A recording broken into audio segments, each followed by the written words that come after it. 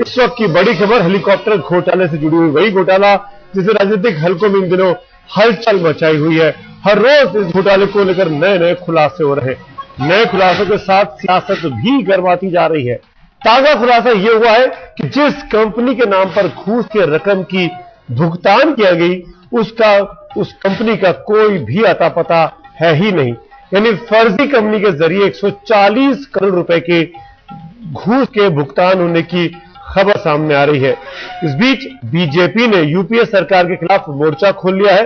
BJP ने साफ किया है कि सीबीआई जांच पर भरोसा नहीं है, लिहाजा मामले की संयुक्त संसदीय समिति यानी ज्वाइंट पार्लियामेंट्री कमेटी से जांच कराई जाए। उधर बीजेपी ने यह आरोप भी लगाया कि इस मुद्दे को उठाए जाने के बावजूद सरकार ने जानबूझकर कोताही बरती, जांच नहीं कराई, क्योंकि मामला कहीं ना कहीं इटली से जुड़ा है।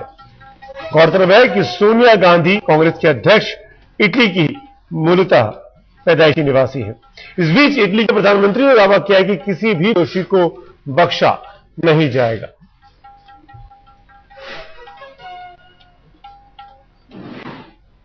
जैसे कि हमने आपको अभी बताया, 140 करोड़ रुपए का भुगतान किया गया घूस के तौर पर किसी फर्जी कंपनी के नाम पर। और सबसे बड़ा फर्जीवाड़े का खुलासा इस वक्त का यही है कि एक फर्जी कंपनी के जरिए घूस का भुगतान किया गया। जिस आईडीएस इंडिया के जरिए 140 करोड़ की घूस की बात सामने आई, उस कंपनी का सरकार के पास कहीं कोई भी रिकॉर्ड नहीं है। यानी कहीं भी एक कंपनी न तो रजिस्टर्ड है, न इसे रजिस्ट्रेशन के लिए कभी अप्लाई किया है। हम आपको बता दें कि इटली की जांच एजेंसी ने अपनी रिपोर्ट में कहा कि हेलीकॉप्टर सौदे में ऑगस्टा वेस्टलैंड ने ट्यूनीशिया की कंपनी आईडीएस ट्यूनीशिया को घूस दी और फिर ट्यूनीशिया के जरिए 140 करोड़ रुपए का भुगतान आईडीएस इंडिया के नाम की कंपनी को किया गया। लेकिन अब यह साफ हो रहा है, पता चल रहा है कि आईडीएस इंडिया नाम की कोई कंपनी का नामो निशान तक नहीं है। ऐसे में सवाल ये कि आखिर 140 करोड़ रुपए जो घूस आए वो गए कहां, किसके खाते में गए, किसको सबसे अधिक फायदा पहुंचा। और आईडीएस इंडिया नाम की कंपनी, फर्जी कंपनी का नाम फ्लोट करने का आइडिया किसका था, कौन है इसके पीछे, आखिर कहां से ये पूरा फर्जीवाड़ा चल रहा है।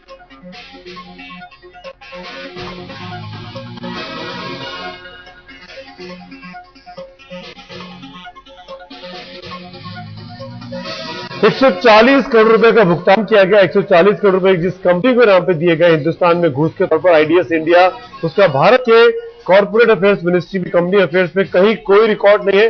नहीं पता चल सकता कि इस नाम की कोई भी कंपनी कभी भी रजिस्टर्ड हुई। बहुत से गंभीर सवाल यहां पर खड़े होते हैं जो आज पूछ रहा है इस सरकार से, इस प्रशासन से, आखिर ये 140 करोड़ रुपए गए तो गए कहां।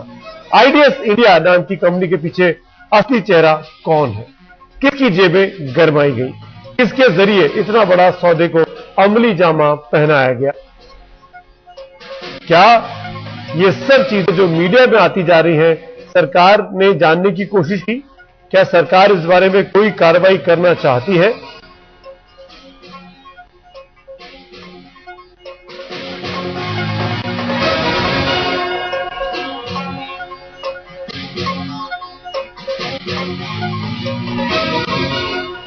आईडीएस इंडिया नाम की कंपनी के ऊपर इस तरह के हमले हो रहे हैं। फर्जी कंपनी को 140 करोड़ रुपए भुगतान किए गए और इसी बहाने बीजेपी को एक बार फिर, कल वो बीजेपी जो जसवंत सिंह के बयान के बाद थोड़ी डिफेंसिव दिख रही थी, आज फिर एग्रेसिव है।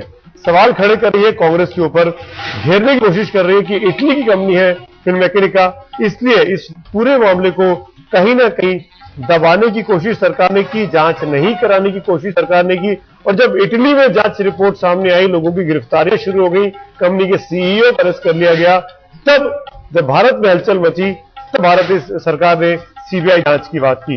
बीजेपी कांग्रेस को घेर रही है। और बीजेपी के वरिष्ठ नेता खुलकर सामने आ रहे। मेरे सहयोगी बालकृष्ण ने कुछ देर पहले बीजेपी के वरिष्ठ नेता और उपाध्यक्ष मुख्तार अब्बास नकवी से बात की, सुनते हुए क्या कहना है। सरकार ने हेलीकॉप्टर डील के बारे में जो फैक्ट शीट पेश की है उसमें कहा गया है कि ये इस डील के लिए जो शर्तें बदलवाने का काम था वो एनडीए के समय हुआ। हमारे साथ मुख्तार अब्बास नकवी जी हैं। सबसे बड़ी बात जो आ रही है कि फिनमेकेनिका नाम की जिस कंपनी की रिश्वत देने की बात आ रही है वो इस काबिल बनी कि वो इसमें टेंडर में हिस्सा ले सके, वो आप लोगों की वजह से बनी। आपके समय इसकी डील बदलवाया, इनमें शर्तें बदलवाई। देखिए, सबसे बड़ी बात तो ये है कि अगर आप कांग्रेस की हिस्ट्री देखें तो वो कोल से लेकर क्रॉप तक करप्शन की किंग है। और जब इस तरह के करप्शन के केसेस उजागर होते हैं तो कांग्रेस पार्टी इसी तरह का झूठा, अनर्गल और बेबुनियाद बातों का सहारा लेकर के अपने को सुरक्षा कवच देने की कोशिश करती है। जहां तक सवाल है, हम तो स्पष्ट रूप से कह रहे हैं कि इस पे जांच होनी चाहिए, और जांच सीबीआई नहीं बल्कि कोर्ट के निगरानी में होनी चाहिए, क्योंकि इससे पहले की जांचों का जो हश्र हुआ है उसको हम सब अच्छी तरह से जानते हैं। जो फैक्ट शीट पेश की है सरकार ने, आपने देखा होगा, उससे आप लोग सहमत हैं, उससे संतुष्ट हैं आप लोग? नहीं, इसमें हम संतुष्ट होने का सवाल नहीं। पार्लियामेंट में ये इशू उठेगा, पार्लियामेंट में क्या कहते हैं, एक चीज। दूसरी जो सबसे महत्वपूर्ण चीज है कि अगर इसमें बिचौलियों की भूमिका देखें तो वो सारे के सारे कहीं ना कहीं कांग्रेस से उनके लिंक हैं। इसीलिए मैंने कहा ना कि कोल से लेकर एयरक्राफ्ट तक के, अगर आप या जो हेलीकॉप्टर तक के जो डील हुई है उसमें कांग्रेस करप्शन किंग की भूमिका में है और उससे जुड़े हुए लोग हैं। तो इसलिए इस तरह का जो मुद्दा पूरे के पूरी तरह से जनधन की लूट का मुद्दा मैं मानता हूं इसे, ये पूरी तरह से एक के बाद एक, अब हर 6 महीने में एक नए घोटालों का घुंघरू पहनकर ये कांग्रेस पार्टी जनता के बीच में दिखाई पड़ती है।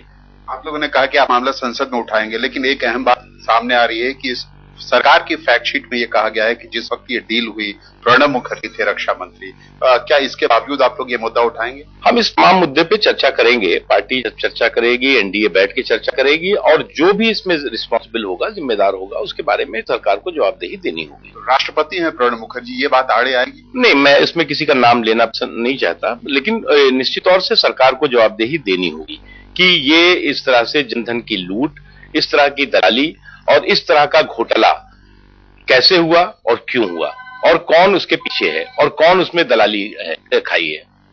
जो आपका कहना है कि जो मिडिल मैन है उन लोगों के सामने आपने कहा कांग्रेस है? डेफिनेटली कांग्रेस से है, इसीलिए हमने कहा ना कि चाहे वो कोल हो और चाहे वो हेलीकॉप्टर हो, कोल से कॉप्टर तक कांग्रेस करप्शन की किंग है।